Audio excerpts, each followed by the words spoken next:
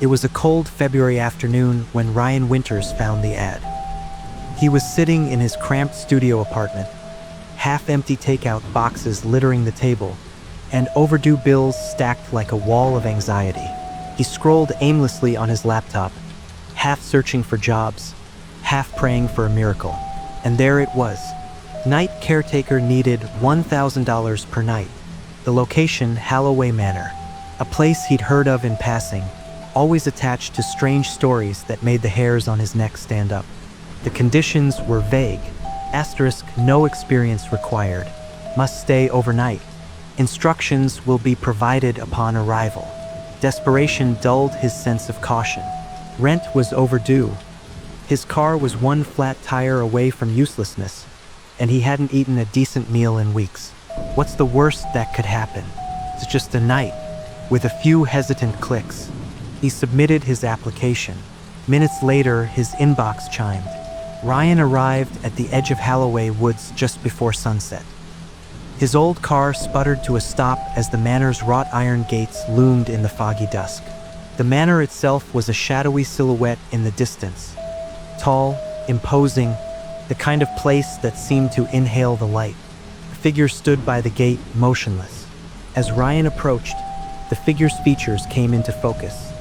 An elderly man, thin and weathered, his eyes sunken like forgotten wells. He wore a black suit that seemed too big for his frail frame. "You must be Mr. Winters," the man croaked.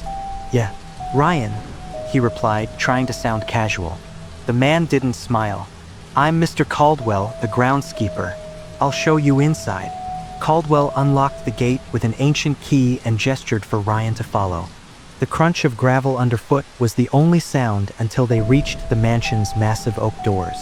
Caldwell stopped, turning to Ryan with eyes that seemed to peer through him.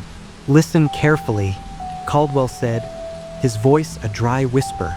"Follow the rules, Mr. Winters. They're there for your protection." He handed Ryan a folded piece of paper. His hands trembled as though the weight of the paper was unbearable. Ryan swallowed. "What happens if I don't?" Caldwell didn't answer. He simply turned and walked away, disappearing into the mist. Ryan unfolded the paper. The first rule stood out like a shout in the silence. "Lock the door behind you, and whatever happens, do not let her in." Inside, the air was stale, tinged with the scent of decay. Dust particles swirled in the dying light seeping through cracked windows. The silence was oppressive. He scanned the rules. Lock the door behind you. Do not let her in. Every hour, check the grandfather clock in the foyer. It must never stop ticking. Avoid mirrors after midnight. If you see your reflection move, don't acknowledge it. The library door must stay closed. No matter what you hear, do not open it. If you hear whispers, leave the room immediately. At 3:33 a.m., go to the attic and knock on the door 3 times. Then leave. The final line made his throat dry. Survive until 6 a.m. Payment will be made. He locked the door with trembling hands.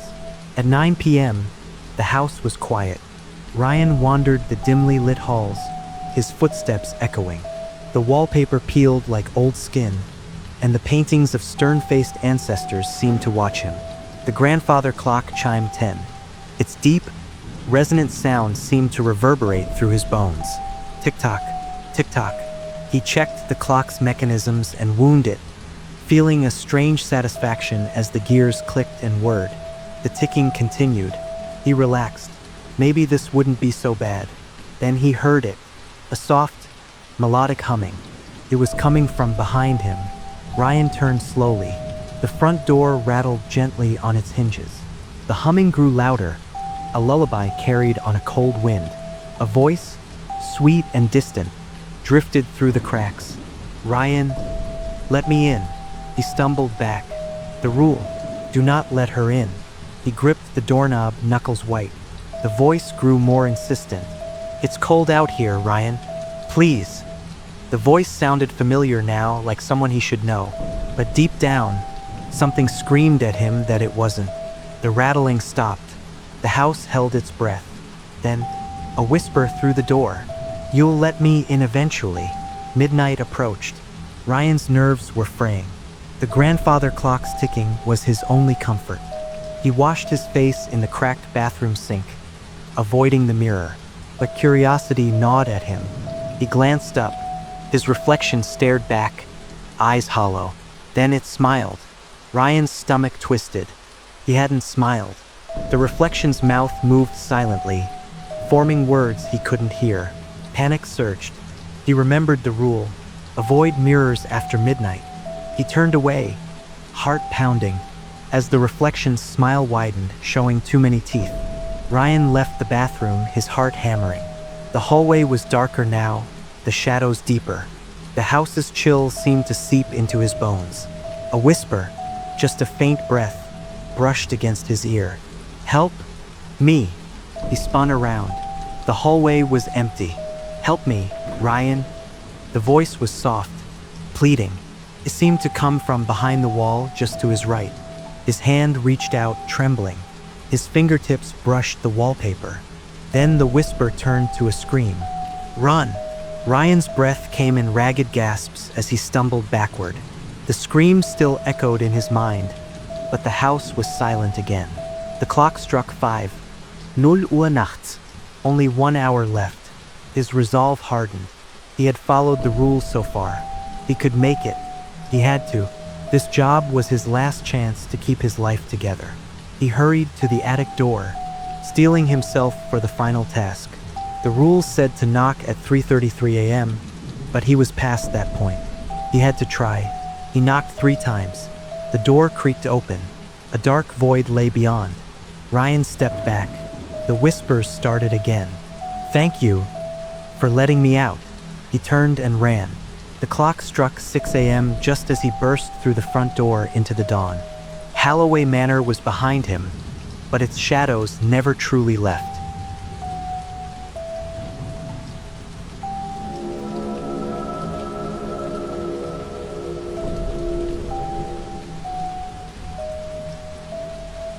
Emily Parker was desperate for a break. After months of double shifts and late-night studying, the burnout was real. Her phone buzzed with a notification that seemed like fate. Need a getaway? Fully furnished summer cabin available for the weekend. Just follow a few simple rules. $50 per night. Secluded. Peaceful. It sounded too good to be true, but the pictures showed a quaint little cabin on the edge of a serene lake, sunlight streaming through the trees. She needed peace, and the price was right. With a sigh of relief, she booked it. An automated message followed with the address and some guidelines. Rules will be on the kitchen table. Follow them closely. She shrugged it off. Probably just rules about garbage or campfires. Nothing she couldn't handle. The road twisted through dense forest before opening into a clearing. The cabin stood there, looking just as perfect as the pictures. White walls, green shutters, and a wooden deck that faced the lake. Emily smiled for the first time in weeks. She parked her car and grabbed her bag, the scent of pine and fresh water clearing her mind. As she stepped inside, the air was cool and still. Sunlight filtered through dusty curtains, casting long shadows on the wooden floors. The cabin was cozy. A worn sofa, a fireplace, and a small kitchen. On the kitchen table, a folded piece of paper waited for her, weighted down by an old stone. She picked it up. "Welcome to Lakeview Cabin. Follow these rules for a safe and relaxing stay. Check in before sunset. Lock all doors and windows. Do not go outside after midnight. No matter what you hear, do not look directly into the lake after dark. If you see something moving, ignore it. If you hear a knock on the door, do not answer it. There's no one there." At 3:15 a.m., light the candle in the bathroom. Let it burn for exactly 10 minutes. When you leave, do not look back at the cabin. She frowned. The rules felt odd, almost superstitious, but she laughed it off. Probably just a prank to mess with guests. Emily locked the doors and windows as instructed and began to settle in. The sunset was stunning. Hues of gold and crimson reflected off the lake, and for a while, Emily felt like she was in a painting. By 10 p.m., she was curled up on the sofa with a book, the crackling fireplace warming the room. Outside, The forest was a blanket of darkness. Then, just past midnight, a noise broke the silence. Knock, knock, knock. The sound came from the front door. Emily's heart froze. She glanced at the clock. 12:03 a.m. The rule: do not answer the door. Her mind raced. Maybe it was another guest? A ranger? Someone in trouble? Knock, knock, knock. It was louder now, more insistent. She gripped the arm of the sofa, her breathing shallow. No one's there, she whispered, remembering the rule. The knocking stopped, but then something worse began. Slow, deliberate footsteps circling the cabin. The footsteps were heavy, crunching through fallen leaves. They paused by the windows, then continued as though whatever it was looking for a way inside. Emily's eyes darted to each window, her pulse a relentless drumbeat. Suddenly, from the back of the cabin, top, top, top, the kitchen window, a shadow passed by the curtain. Too tall, too thin. Emily's stomach knotted. She squeezed her eyes shut, repeating in her mind, do not go outside. Do not answer the door. Minutes dragged on like hours until, finally, the footsteps faded into the night. Emily didn't sleep. Her eyes flicked to the clock. 3:14 nachts. She hurried to the bathroom, hands trembling, and grabbed the candle from the counter. She struck a match and lit it. The flame wavered, casting eerie shadows across the small room. She watched the clock on her phone. 1 minute, 2, 5. The air in the room grew colder. The candle flickered violently, though there was no draft. At exactly 10 minutes, she blew out the flame. And behind her, in the mirror's reflection, something moved.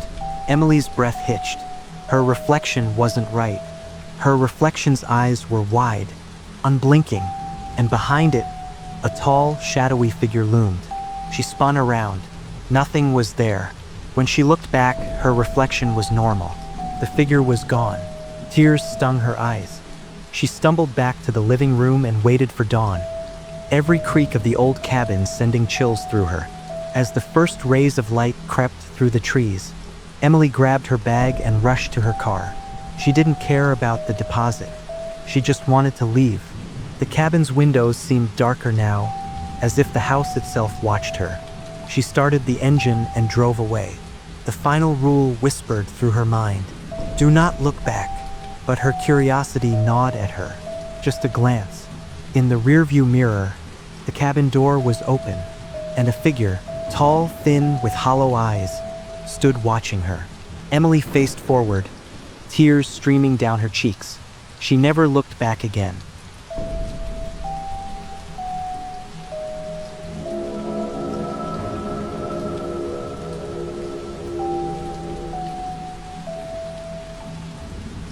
Lucas Carter's eyelids were heavy as he drove down the endless stretch of Highway 17. The desert landscape blurred into darkness, and his gas gauge hovered dangerously close to empty. He hadn't passed another car in hours. The only light came from the moon, casting skeletal shadows of cacti across the cracked asphalt. Just when he thought he'd have to sleep in his car, a neon sign flickered in the distance. Desert Oasis Motel, vacancy. It looked like a relic from the 1950s. Peeling paint, a few broken lights, and a cracked parking lot. But Lucas didn't care. He needed a bed and a few hours of sleep. He pulled in, the gravel crunching under his tires. The night was unnaturally still. As he walked to the office, the neon buzzed like an insect trapped in amber. Inside, an old man with yellowing eyes and a too-wide smile waited behind the counter. "1 room, please," Lucas muttered. The old man slid a key across the counter. The tag read room 6. "It's cheap," the man said, voice raspy. "But there are rules." Lucas frowned. "Rules?" The man's smile faltered. "Follow them. For your own good." Lucas took the key, the metal strangely cold in his hand. He nodded and walked toward his room. The motel stretched out in a single row of doors, each one identical, each one seeming to lean slightly toward him. He unlocked room 6. The door creaked open. The room smelled of stale air and cheap cleaning products. A bed with a faded quilt, a buzzing ceiling light, and an old tube TV bolted to the wall. On the nightstand, there was a folded piece of paper. He sighed, picked it up, and read the motel rules. Do not turn off the ceiling light, no matter how tired you are. If you hear knocking on the window after midnight, do not look outside. If the phone rings once, do not answer it. If it rings twice, you have 10 seconds to leave the room. Check under the bed before you sleep. Close your eyes immediately if you see anything. Leave before sunrise. Do not stay a minute longer. Lucas laughed dryly. Great, motel horror stories. But something about the shaky handwriting made his skin crawl. He tossed the paper aside and rubbed his eyes. He was too tired to care. By 11 p.m., Lucas was sprawled on the bed, half watching a static-filled rerun on TV. The ceiling light buzzed annoyingly, but he remembered the first rule and left it on. He was drifting off when a sharp sound jolted him awake. Knock, knock, knock, came from the window. The clock on the wall read 12:03 a.m. His heart skipped a beat. Probably just some desert wildlife, he whispered to himself, but the knocking continued. Knock, knock, knock. His breath quickened. The second rule echoed in his mind. Do not look outside. He squeezed his eyes shut and gripped the blanket. The knocking stopped. Silence returned, thick and oppressive. He barely slept, nerves on edge. The ticking of the clock filled the room, each second a drumbeat of anxiety. At 2:15 a.m., the rotary phone on the nightstand rang. One sharp ring. Lucas's stomach flipped. He remembered the third rule. If the phone rings once, do not answer it. His fingers twitched toward the receiver out of habit, but he stopped himself. Sweat beaded on his forehead. The phone went silent. He exhaled slowly. Then the phone rang again. A second ring. His eyes widened in panic. The rule was clear. If it rings twice, you have 10 seconds to leave the room. He counted in his head. 1, 2, 3. The air felt colder. The ceiling light flickered. 4, 5, 6. A shadow moved beneath the door. 7, 8. He grabbed his shoes and the key. 9. He yanked open the door and ran into the night. The cold desert air hit him like a slap. The parking lot was empty, the neon sign flickering. He sprinted to his car and jammed the key into the ignition. The engine sputtered, coughed, then roared to life. As he backed out, he glanced at the office. The old man was standing at the window, staring at him. His mouth moved, forming silent words. You forgot the last rule. Panic surged through him. The last rule, leave before sunrise. Do not stay a minute longer. He looked at the horizon. A sliver of pale light was creeping over the mountains. Nu, nu, nu. He muttered, slamming on the gas. The motel grew smaller in the rearview mirror, but the road seemed to stretch endlessly, no matter how fast he drove. And then he saw it, the neon sign, flickering in the distance. Desert Oasis Motel, vacancy. He screamed. He was back where he started. The sky was bleeding into dawn. Lucas's car sputtered to a stop. He was out of gas. The sun's rays touched the motel, and as the light grew, the building's paint peeled away like rotting skin. The windows shattered. The neon sign flickered out. The ground trembled. The door to room 6 swung open slowly. Something stepped out, tall, hollow-eyed, a too-wide smile. It raised a skeletal hand and beckoned him back. The sun rose, and Lucas vanished. Thanks for listening to today's story. Let us know what you think. If you want to hear more scary stories, be sure to subscribe and turn on notifications so you never miss a new episode when we upload it. We'll always be here and welcome you.